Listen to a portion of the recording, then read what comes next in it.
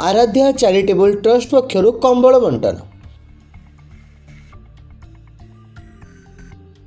Aaradhya charitable trust अनुकूल्य 2 दिन धरी भुवनेश्वर स्थित विभिन्न अंचल यथा कल्पना छक, मास्टर कैंटीन, राजमहल छकरे शीत काकर रास्ता कड़े रात्रिजापन करुथिबा बासहीन तथा लेप्रोसी कॉलोनी रे आवश्यकता थिबा रोगी को कंबल बंटन करा जायतिला।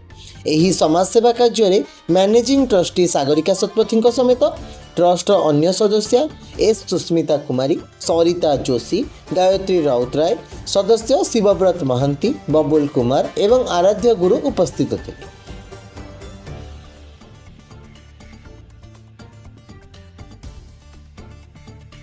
वर्तमान युवपीढ़ी भितर सेवा मनोभाव जागृत करने तथा आवश्यक करुथिबा लोकों को सहाय्य करने ही ट्रस्टर मूल लक्ष्य बोली ट्रस्टर अध्यक्षा कहिसंती।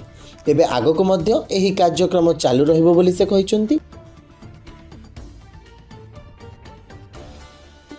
आराध्या चैरिटेबल ट्रस्ट दिव्यांग मानक पई दुकान करी सेमानंको आत्मनिर्भरशील करने सहित ग्रामांचल रे कॉलेज छात्र छात्री मानंको मागणा कंप्यूटर शिक्षा प्रदान करुछंती।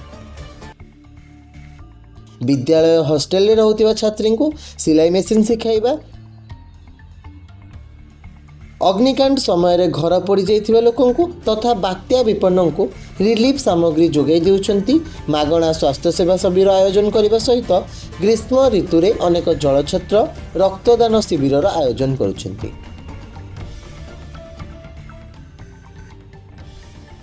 यह सहित अनेक अनाथ आश्रम एवं वृद्धाश्रम निजर सेवा कार्य जारी रखिछंती।